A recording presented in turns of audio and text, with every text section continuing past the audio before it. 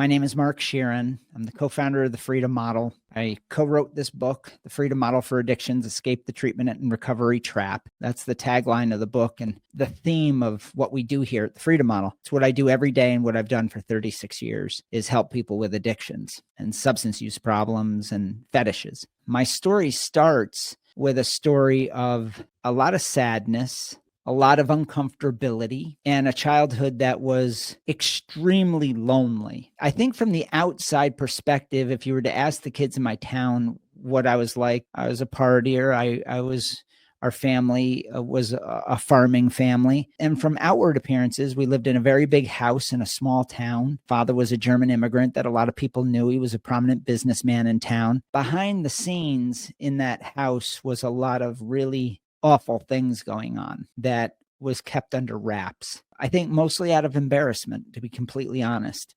When I was 7 years old, I'm the youngest of 12 kids. At the age of 7, that was the age where I sort of lost my innocence with things because my mom left. One day at my sister's birthday in May, at her birthday party, she collected all us kids and the family together and said, "I'm leaving your father." And basically that afternoon, she was gone. That began a time in my life of intense loneliness. Most of the older kids had moved on with their lives, and what was left behind was what we called the 4 little kids and my stepsister. That was a particularly difficult time for me. My aunt, who was my mother's sister, lived with us, and we called her Tante for aunt in German. My aunt was somebody that I started to take care of. She was a little bit different. She never married, never had kids of her own, but she stayed with us kids because my mother left. And that relationship put a tremendous stress on me as a kid because I took it upon myself to take care of her while she took care of me. Around that same time, I started dabbling with drugs and alcohol about the age of 11 and really enjoyed it. Up to this point, I really didn't see my mother, but every other weekend, which was difficult.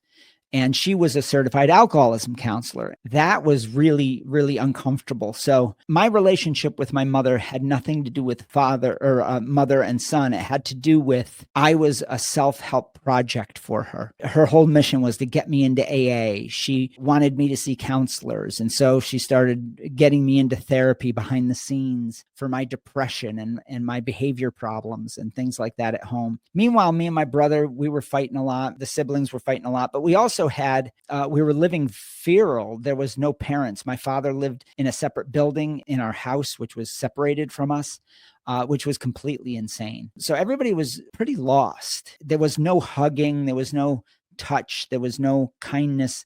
My father had a real sort of competitive way that he had language. Every exchange you had with him, at least with his biologic kids, was competitive in nature. And my mom, like I said, she was more a therapist and a broken therapist, really. She wasn't sound herself. So that was my youth. I was taking care of this old woman. I had no relationship with my mother. My relationship eventually with my stepmother was very contentious and painful. She didn't like me because I think the Sheeran kids represented my mother to her. And so it became a really awful experience. But mostly it became intensely lonely. And I would find myself escaping to the woods most of the time and doing a lot of drugs and drinking. But I had a lot of good times too. Growing up, I learned that I could drink a lot and I got in a lot of fights. And I also learned how to work. I hitchhiked all over the place. I traveled. I would hop trains. It was a different time. You know, you could hitchhike and travel around, and we had dirt bikes and we were very mobile and we're never at home. By the age of 14, 15, I lived mostly at my friends' houses. I was a completely transient kid and pretty worldly. I'd been to different countries and been up and down the East Coast of America, then went out to California. So I was kind of this worldly kid, but I was emotionally crushed and was getting deeper and deeper into the drugs and alcohol. Alcohol became my thing. It was what I did all the time. That became the center of my life, and I started to hide it. I was in a situation where most of my family was going to AA or was in a rehab somewhere. So on weekends, I was visiting siblings at rehabs and therapeutic communities.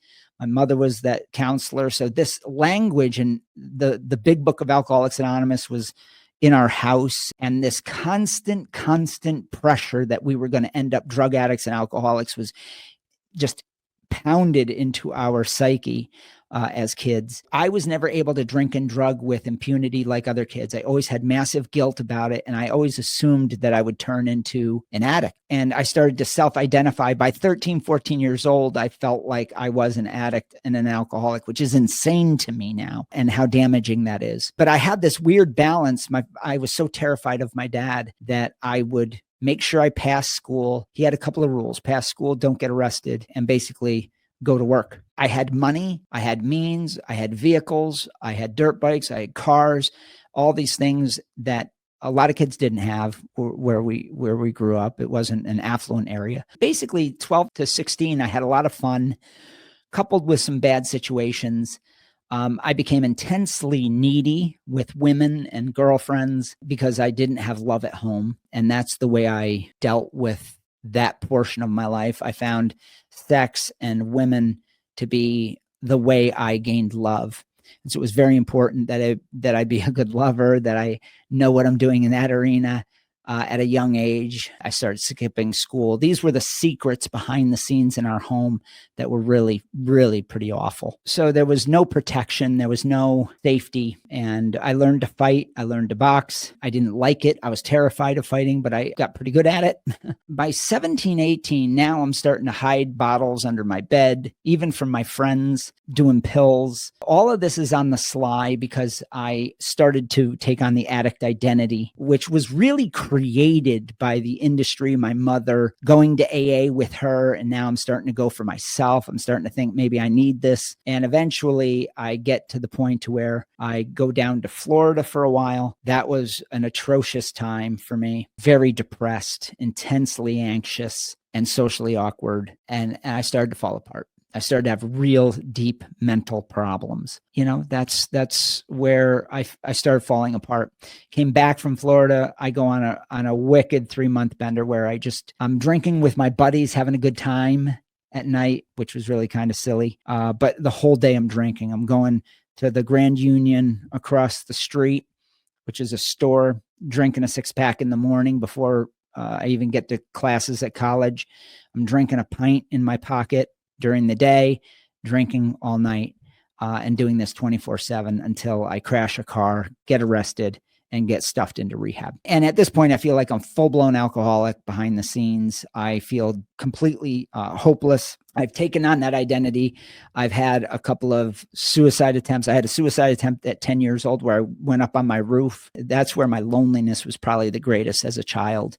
I remember a girl broke up with me at school, and it was the only semblance of love I had. And I went up on the roof, and actually that aunt I was talking about came outside, and she asked why I was up on the roof. And that stopped me from jumping onto the concrete pad below. Obviously, I was a pretty screwed up kid. So I quit drinking, and this is really important, and drugging after I get in this car accident, outrunning the cops. I get in a lot of trouble. I get arrested. I make the decision that I'm going to change my life. And I come up with this idea of being the good citizen. I said, everything in my life is gone. I have no license, no money. After the accident, after my arrest, my family was like, you got to go. I was homeless. I was now couch surfing, going to AA meetings, going to college for a little while. Then I do odd jobs. But I started to rebuild my life. I let go of the addict alcoholic identity, and I gained, I'm going to be the good citizen. And that's where my life changed. My life took off. For 6 months, I really started to rebuild my life. The courts caught up with me, and they stuffed me in treatment for 18 months. Intensive outpatient every day. Couldn't get a job, going into this mental hospital in Saratoga, New York. It was so insane being told I'm an alcoholic. So I started to take on that identity again. And now at this point, I haven't drank or drugged almost in 2 years by the end of this, but they convinced me that I was this alcoholic addict. It was the wrong move. It was the wrong information, but I reverted right back to that old addict identity. But I knew something was amiss. I had another suicide attempt. That one, I almost shot myself. That was a really scary one. But I had this idea in my head, again, that idea of being the good citizen, of being a good human being, that maybe I could find love. Maybe I could have a family of my own someday. And I did that. And I bumped into Jerry and Michelle, who you all know, as part of the Freedom Model. And my life changed. It took off. I became a researcher.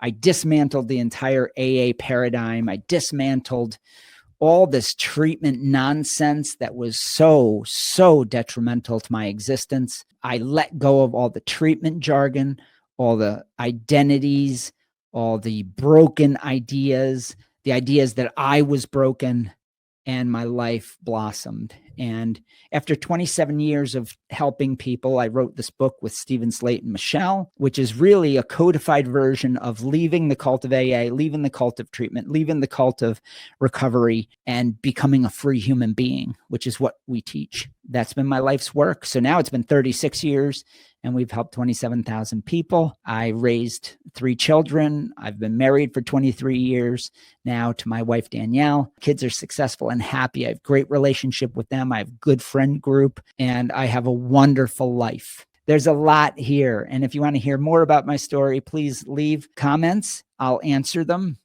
Maybe I'll do follow-up videos based on your comments, and I would love to tell you more. There's a lot here. But if you really want to understand what I believe in and the research behind my change and the change of more than 27,000 people now, this is 2025, read this book, listen to the audiobook, get our workshops. They're all affordable. And give us a call at 888-424-2626 or contact me at info@thefreedommodel.org. The links are all there below. And please leave comments. I'd love to hear your comments. All right. Take care.